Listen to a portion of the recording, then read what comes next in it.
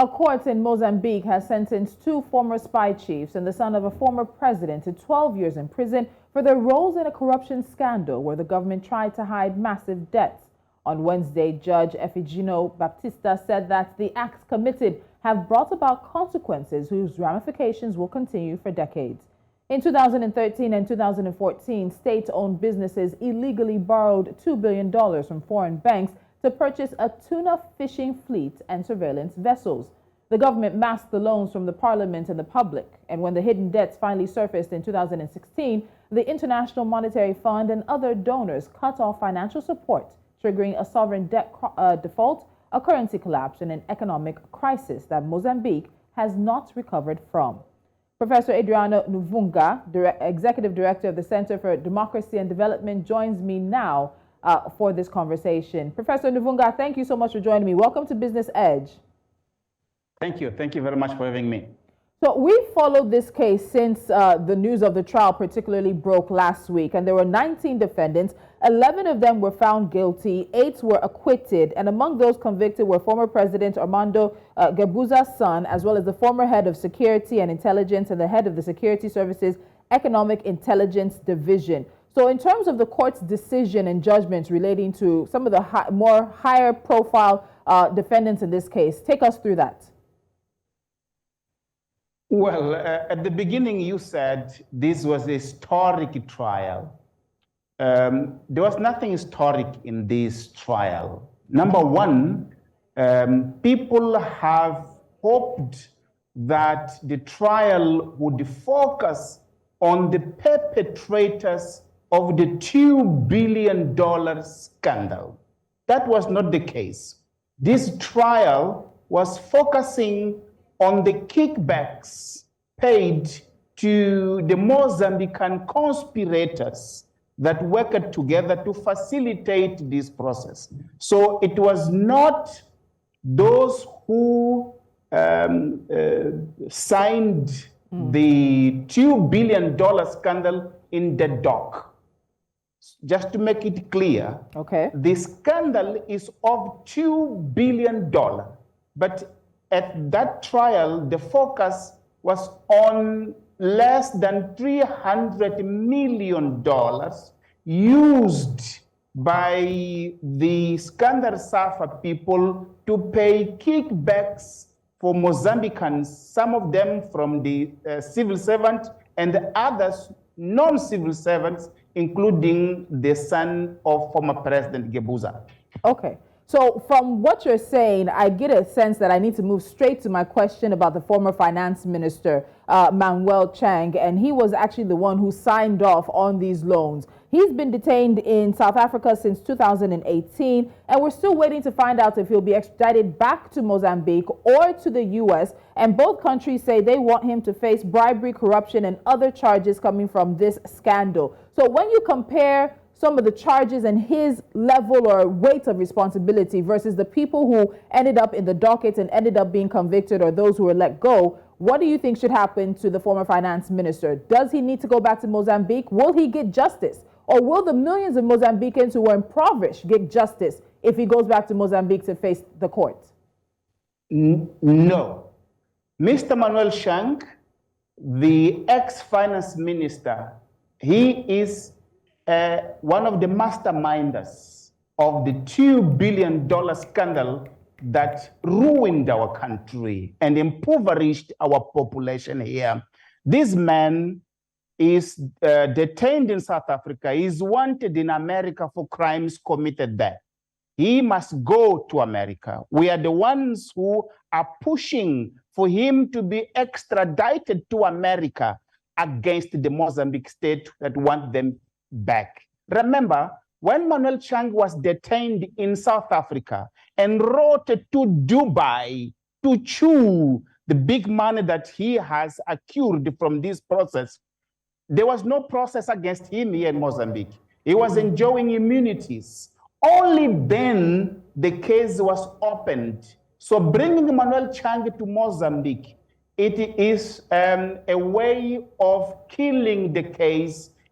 Will be the victory of impunity. It will not be done justice for the Mozambican people. The possibility for that to happen is to see Manuel Chang being extradited to America.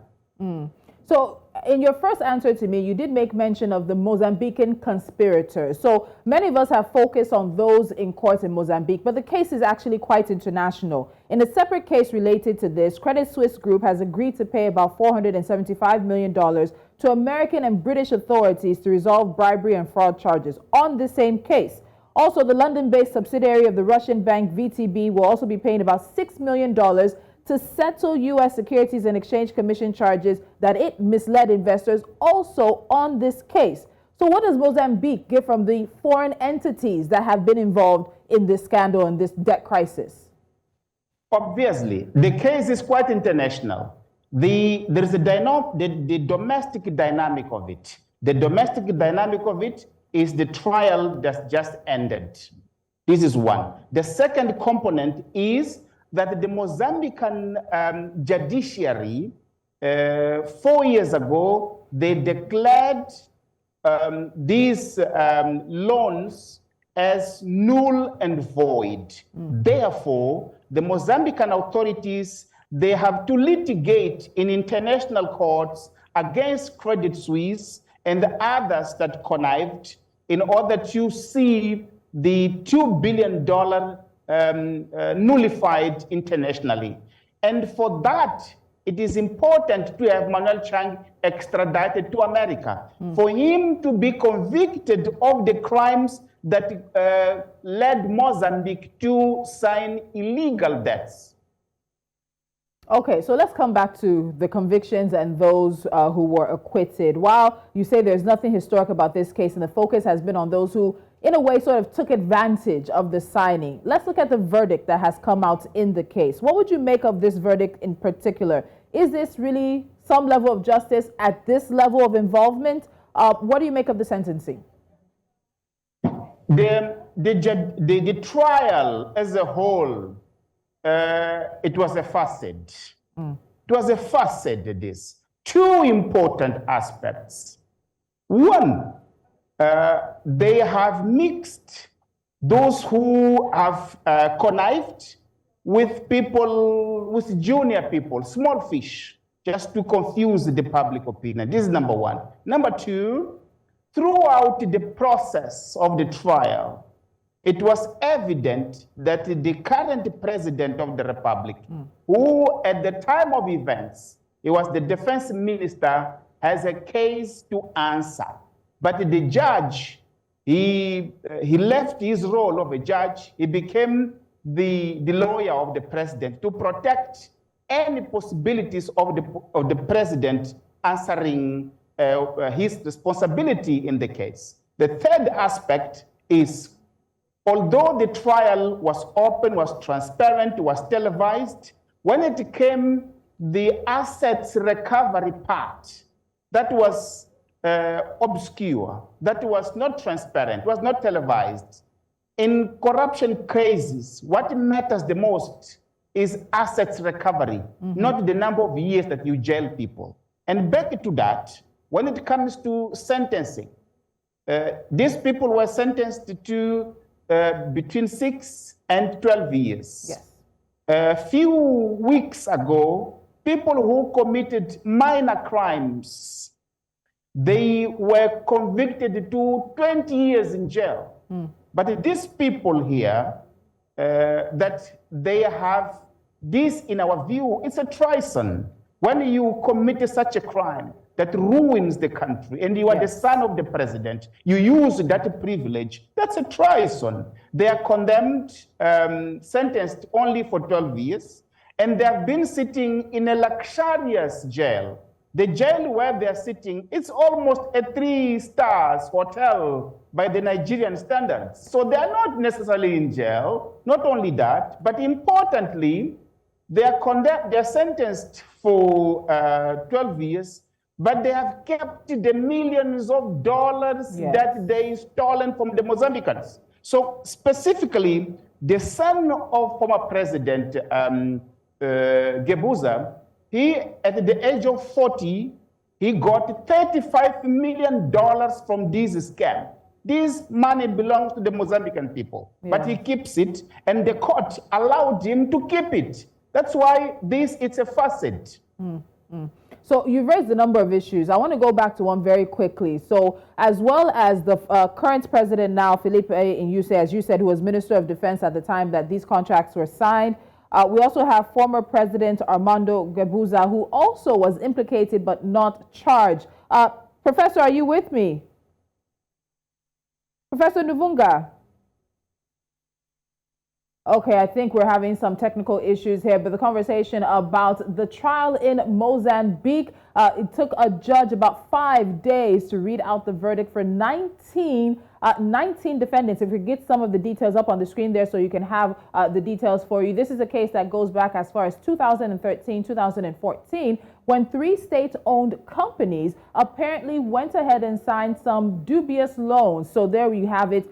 Between 2013 and 2014, 3 Mozambican-owned companies, those are state-owned companies, borrowed $2 billion from international banks. Professor, I know you're back with me now. I quickly want to touch on the point of the current president and the former president. The former president was also implicated in some of the testimonies, but he was not charged. Current president, as you said, who was Minister of Defense, not charged at all, also implicated. Do you ever think there's a point in time where either one of these gentlemen will have to answer for their decisions during 2013 and 2014?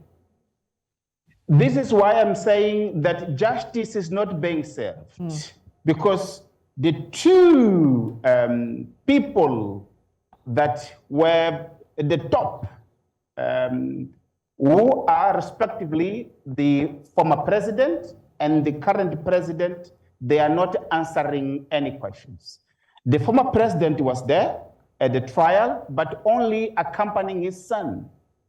And at the end, his son, as I've said, he keeps the $35 million. So that is not justice that is being said. Any Mozambican would want that, to have the $35 million and be sentenced to 12 years, then he will be out. So the fact that the 2, the former president and the sitting president, who at the time of events was the defense minister, that are not being held responsible for this, it means that justice is not being served. The 3 companies that have been established, that was a scheme to, it's a fraudulent scheme, basically, for them to get illicit money, and no proper justice is being done against this. Those companies now, they have ruined, they have nothing, because they were never set up as an enterprise to make a proper business and to give jobs for the people. To people, yes. Before I let you go now, Professor Nuvunga, what next? If this is not justice, we're still waiting to hear what happens with former Finance Minister Manuel Chang in South Africa. We're seeing some people go to court, or rather some people likely going to jail. There is the potential of appeal. What happens next in this case, particularly for civil society that has really been instrumental in even pushing this scandal as far as it has gotten? Our big chance is really to have Mr. Manuel Chang extradited to America. And we are thankful for the South African authorities, where there is a clear separation between politics and the judiciary. The judiciary in South Africa has really been instrumental in pushing against impunity, against corruption, not only in Mozambique, but throughout the region. So we are hopeful that this decision will be upheld by all levels of the judiciary, and then it will be extradited. Then we will have the real case to open, including against the former president and the sitting president, because clearly they have to answer also for this. All right, Professor Adriano Nuvunga, thank you so much for your time. It is one story or one case that will continue to follow as the updates come in, and we look forward to talking to you again. Thank you. Thank you very much. Thank you very much. And again, as I said, this case stems from 2013. If we can look at the consequences, because that is one of the major issues that has brought this case, in particular, a corruption scandal involving a former president's son and high-ranking members of Mozambique's government, into the limelight. It's because of some of the indices that happened from the consequences of the debt scandal, which included, by estimates, pushing millions of Mozambicans into poverty. It's also estimated that around $500 million has not been accounted for and likely will not be accounted for. International donors such as the IMF and the World Bank also pulled out of Mozambique when this scandal was uncovered, and that pullout resulted in the collapse of the country's currency, in a debt crisis, as well as in a collapse of the economy. And after this many years, Mozambique continues to feel the impact of this particular scandal. You're watching News Central, and this is, of course, Business Edge. When we come back, we get into international business news. We still have the corruption case in Bureau Chief finds herself in the spotlight, as well as the situation involving Eskom in South Africa.